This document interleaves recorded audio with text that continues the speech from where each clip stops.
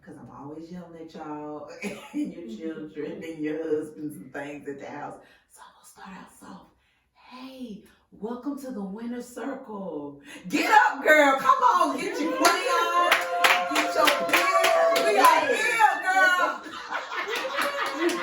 Your sisters are here. We are here in yellow, okay? We are in uniform, okay? Now, last week, I can't explain it. We was all over. It was me. I think it was me. Because Demetra and Benita, they had on the right color. I had on the wrong color. But I'm in order today. And then you know we had to throw in a wild card. Tasha's in the house today.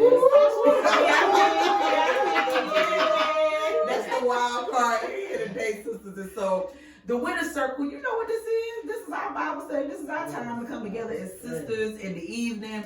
It's something different about having Bible study in the evening than, you know, at 6:30 in the morning, you still got sleep in your eye, your wig not quite on straight, and you hadn't brushed your teeth. You know, it's different now. You've had your day, you ate your dinner, and now let's jump into the word, okay?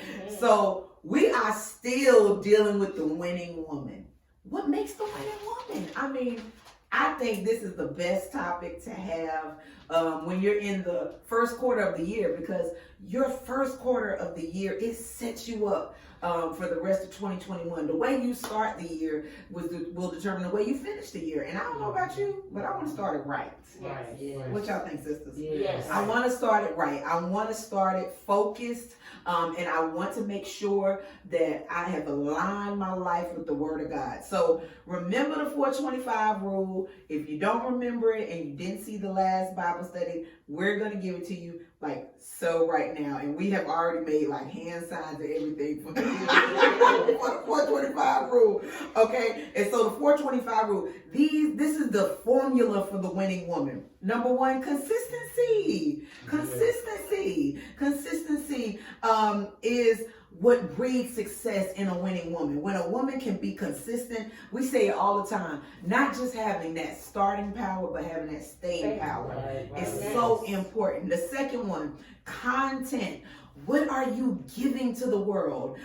Find out what you offer to this world and be proud of what you offer. If you offer one thing, you offer something, okay? Your one thing that you offer to the world is bigger than you could ever imagine. And we look at other people and we say, man, they have so many gifts. They can sing, they can dance, they can cook, they can do it all. And all I can do is this one thing. Well, guess what? You take your one thing and you work your one thing, sis. You work your one thing. So your content, what you're giving to the world, knowing what that is and standing on it. The next thing, your connections. We said that. Everybody needs somebody. That is what the Sister Circle is all about. Knowing that everybody needs somebody and being willing to let our sisters in. And the last thing, this big thing now, we're not going to talk about this today because this is going to take, this is a whole one by itself. Consecration. Oh, Lord. That last C, consecration, hear me, it'll mess you up. But that is making yourself available to God, setting yourself apart for the use of the Lord in His kingdom, okay? So here it is. Now we breathing hard and everything over here, okay? So if we breathing hard, I know y'all are like, oh Lord, just help me. Just help me to do this, okay?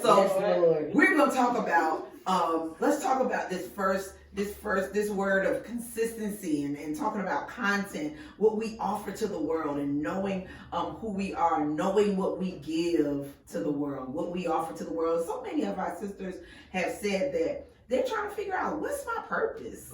What am I here to do? What did God put me on this earth for? Hear me and hear me clearly. There is one problem on this earth that you are the solution to right now, the way you are. With all of your mistakes, with all of your hang-ups, with all of your mess-ups, with all of your insufficiencies, you are a solution to a problem in this world. Now, how are we going to figure that out? That's the journey, okay? That thing that you can't stop thinking about at night, that thing that every time you see it, it irks you. That issue that every time you look at it, you like, I can fix this. I can fix you. I can help you. You see somebody at the grocery store and this same type of person always comes to your path, always needs you. They might be the problem that you are the solution to. Wow. Yeah, that's good. Just take a minute and think about that, sisters.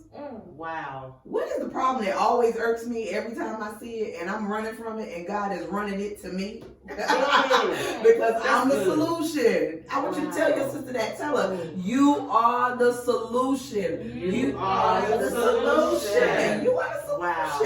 It's so simple, it's complex. It's so simple, it's complex. You're like, okay, I'm the solution. Yes, you are. Take your day and really dig into your day and see that there are problems crossing your path every day, all day, that God was giving you an opportunity to be the solution. Right. But are you taking it? Wow. The sister circle ain't nothing but a big old problem that I told God, yes, I'll be the solution to. Thank you, I'll be the solution to. And then y'all gave him a yes with me saying, yes. I'll be the solution to it too. Okay? And so here's the thing that I want, and I don't know where this comes in the 425 rule, but this is what God gave it to me. He gave it to me, and I'm gonna say it tonight. He said, Leah, tell my daughters that there's nothing wrong with wanting God to give you a great name. There's nothing wrong with wanting to have a great name. There's nothing wrong with wanting to be somebody that carries a great legacy, that your name goes down in history as a woman who did mighty things upon the earth. Let's look at this. Genesis 12, 1 through 3, and then I'm gonna get back to where I'm going. But I had to say this, and I don't know why I gotta say it, but I gotta say it. I gotta be obedient. Genesis 12, 1 through 3, it says, now the Lord said to Abram, go from your country and your kindred to your father's house and to the land that I will show you, and I will make of you a great nation. I will bless you and make your name great. Wow. This is what he promised us. It's nothing wrong with you wanting to experience in your life what God already spoke over you. And you know, we always say this, let me be great. Let me be great. They won't let me be great. They're not letting me be great. And that's God. He wants to let you be great. He is not in your way. He's not standing in your way. They won't let us be great. They won't let us be great. God's like, no, I'm letting you. I'm making the way. Come on. Come on and be great. Come on and do this. Come on and be the solution to the problems you see. I will make your name great so that you will be a blessing. Here's the reason why God wants you to desire a great name. Because he wants to make you a blessing. It's all wrapped up in you helping somebody else. I will make you a blessing. I will bless those who bless you. Wow. Come on. You're preaching already. Yes, God. Y'all know we can't get too many of us in one room.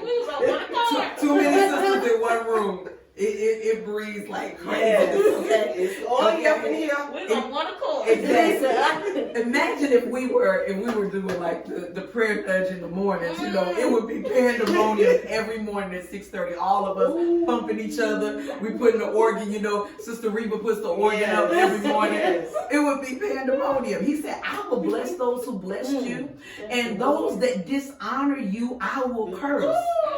And in you, all of the families of the earth will be blessed. Now, this is what bammed me up last night. It says, in you, all the families of the earth will be blessed. There's a blessing in you. There's ministry in you. There's words of hope and faith in you that will bless the entire. God don't have any problem developing his vocabulary. Right. He said all the families of the earth will be blessed by what's in you.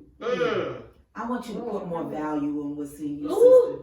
put more value Ouch. on what you carry. Yeah. And we look at what we're carrying and we devalue it all the time.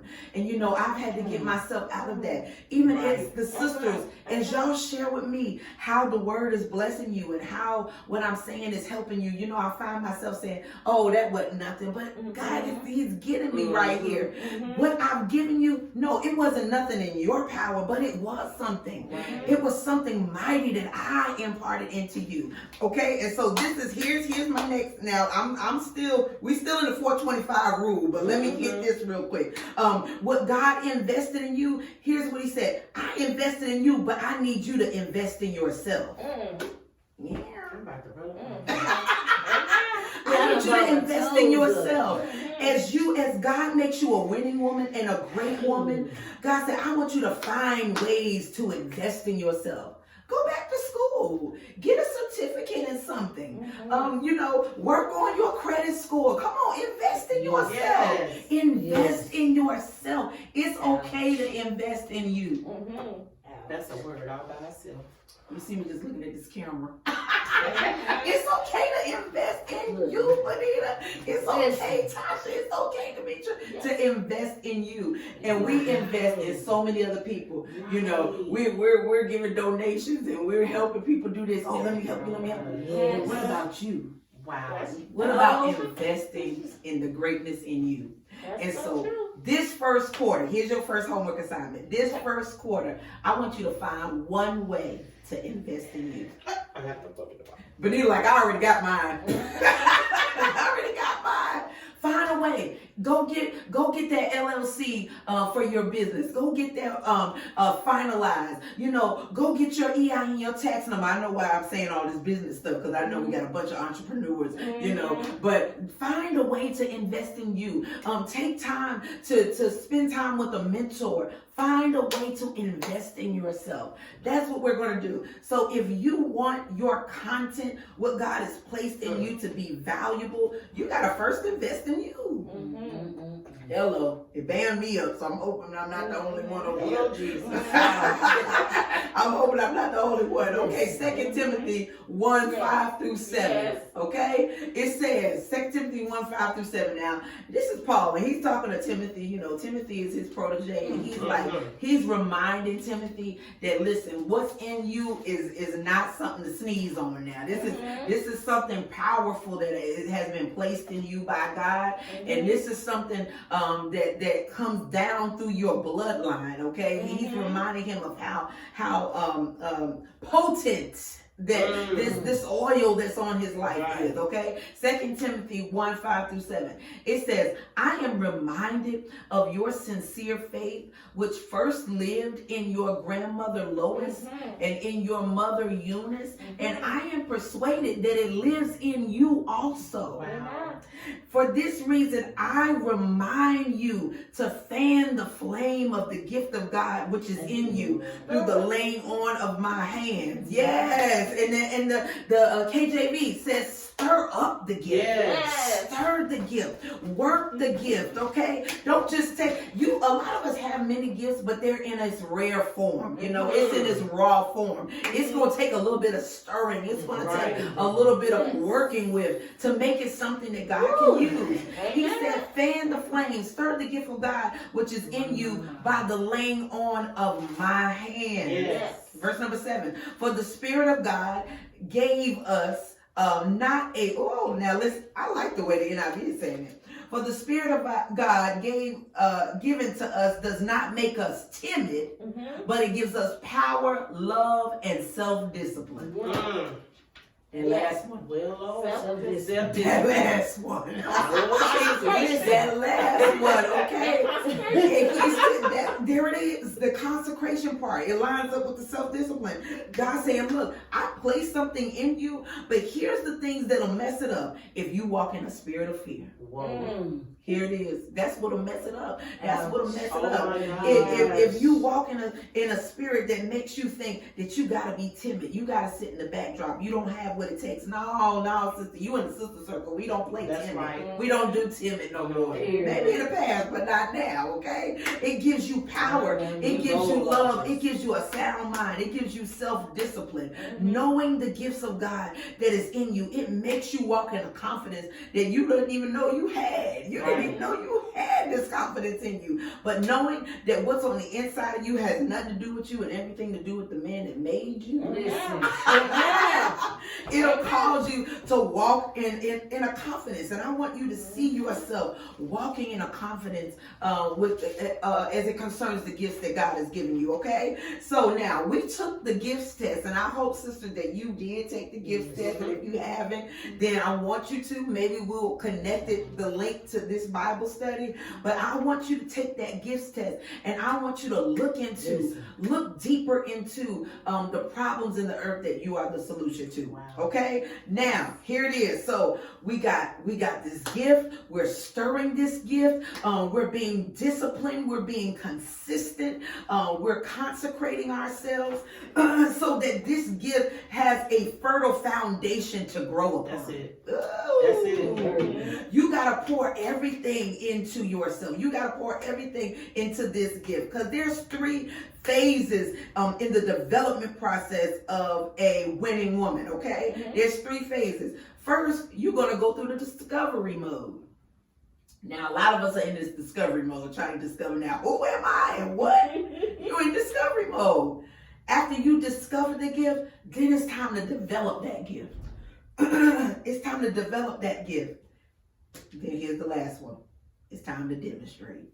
It's time to demonstrate. And some of y'all want to be in discovery mode and development mode, but the truth of the matter is you right at demonstration. It's demonstration time. It's time. It's time for you to make moves. It's time for you to actually step into this role that God has placed on your life. This person who you've always been. Now it's time to walk in that woman. It's time to walk and be that woman. Okay. So here it is. Here's our last scripture.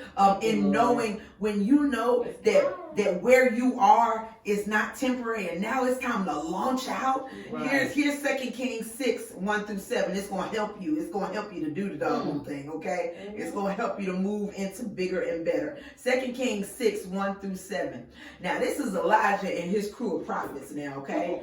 And this crew, they bad to the bone now, okay? These brothers bad now. These are all prophets, and they just went through like just messing up folks' whole program, okay? Just like us, just causing good trouble, okay? They went through causing good trouble and didn't even care. And so here it is. The sons of the prophets, now I'm reading it now. The sons of the prophets came to Elijah, and this is what they said to Elijah, because Elijah didn't even realize it. But the ones who were with him saw it before he saw it. The sons of the prophets came to Elijah and said, see, the place where we dwell right now is too small for us. Well, let me tell you something. Your sisters are going to be probably your first gauge to let you know that where you are is not where you need to stay. That's not your permanent residence. That's It's right. too small That's for right. you. Too small. Don't get comfortable in that position on your job. Don't get comfortable there. And some of us get comfortable there because it's a regular paycheck and you got good benefits and you got a 401k. But baby, don't get comfortable because it's too small for you. Lord It's too have mercy. small. Know when the place where you are is too small. You cannot let your now catch up with your next. Meaning you stay in your now so long that you don't even recognize your next done popped up on you. And it's time to move. It's time to move. This is what they said. The place where we are now is too small for us. Please let us go to the Jordan and every man take a beam from there and let us make there a place where we can dwell. So he answered, go. There it is. I want you to give your sister one word. Don't even put a whole lot in the chat. Don't even put a whole lot because she might not be able to read it, okay? I just want you to give her 2 letters, G and O. Go. Go. Now. Go where he's called you to go. Go to that meeting. Go to the car lot. Go. What you waiting on? Go. Only the Winter Circle Bible Study can have simple stuff like that. G and the O. G and O. Just go. Just do it. Like you said, just do it. place where you are is too small. Your wings can't move like they need to. Hear me? You are cramped up in there. But because you're scared to make that move, you won't go. And here's the answer right here. Here's the answer to the woman who has been uncomfortable too long, in the box too long. Here's the answer. Go. Go. Tasha said I'm in her business. So I don't know. I am or not. Verse number 3. It said, then one said, please consent to go with your servants. And he answered, I will go. So he went with them. And when they came to the Jordan, they cut down trees. Here's my revelation of this part. Here's my revelation of this part. You can know that you can know all you want, that the place where you are is too small and that you need to move. But at some point, you're going to start cutting down trees. At some point, you're going to have to start doing some things. You're going to have to start making some visible moves. You're going to have to start making some physical moves. You're going to have to go to the place and talk to somebody. And you know, we are masters at talking. We are masters at talking to ourselves. See what I was fitting to do. But what I was going to do, see, well, what I'm about to do is, no. You ain't. Don't about to do it no more. Please. We tired of hearing you about to do it.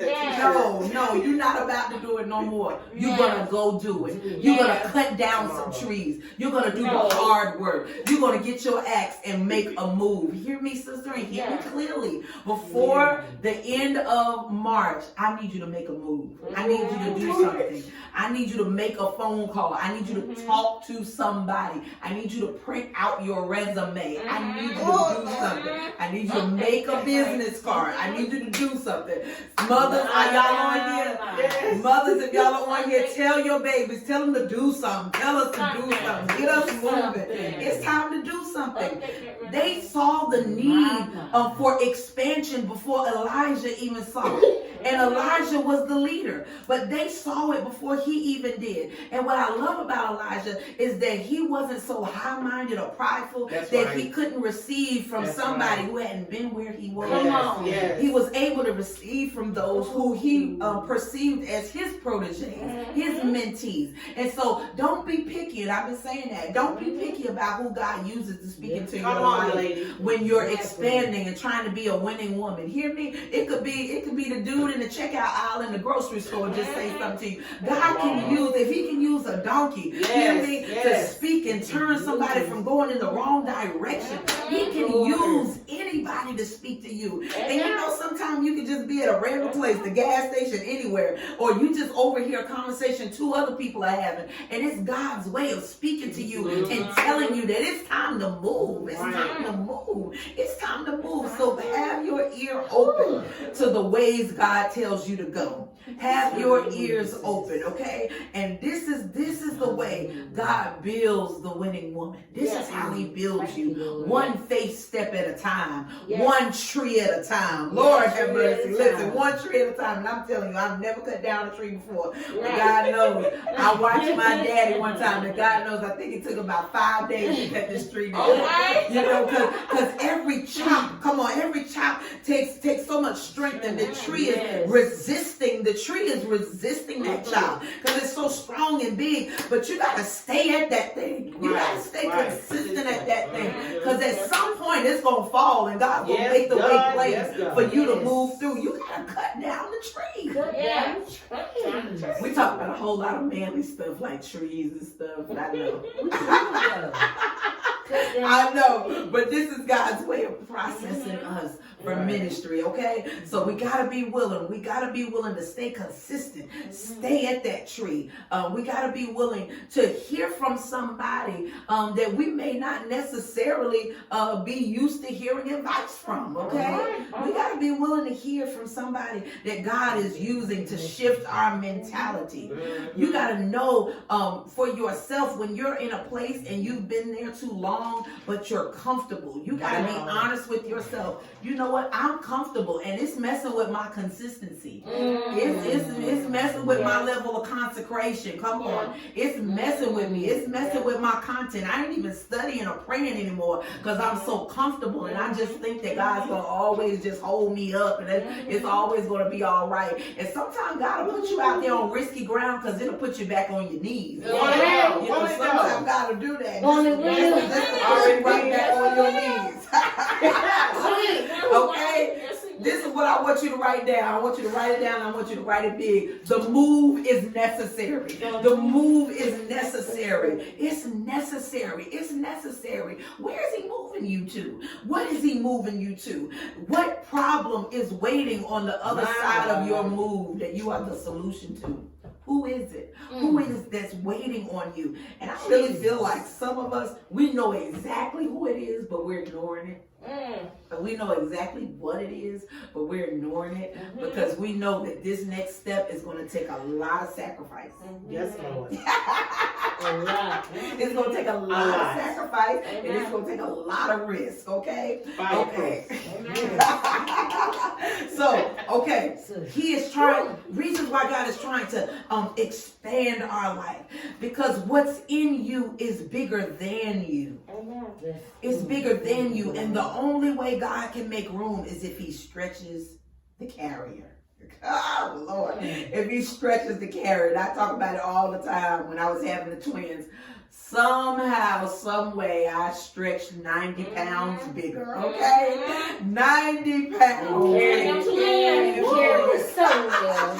She carried it so well. I don't know if I carried it well or not. Tasha might be gassing me up, okay? But I felt like a big old tank of water, okay? Right. And that's how we feel. We're uncomfortable when God is stretching us. It's uncomfortable. You don't move the way you used to move. You know, you don't feel the way you used to feel. But it's necessary because it's making room for what you're carrying. God has to stretch the carrier. He has to stretch the carrier in order to enlarge and expand the vision. Yes. So yes, you see your sisters here on the couch, but listen, you in the spirit, they 90 pounds bigger because God is stretching you. Beyond In the spirit, okay? Yeah, Don't be afraid to allow God to stretch you. And so not tomorrow. I want to say, can I bring y'all back tomorrow? I mean, I would love to. I got other stuff to do, but I feel like we got to be together every day, and we really have gotten used to being together every day. Every day, as a sisterhood, okay? Yes. Like we don't know what to do on our weeks off. Yes, this is why the Winter Circle helps us a little bit, because on those weeks off, we got time together in the evenings. So here's what we're going to do. Our next session, we're going to talk all about consecration.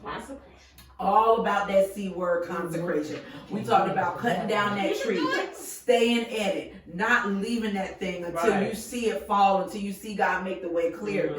We talked about what you have in you, valuing it more. But I really want to talk about that consecration.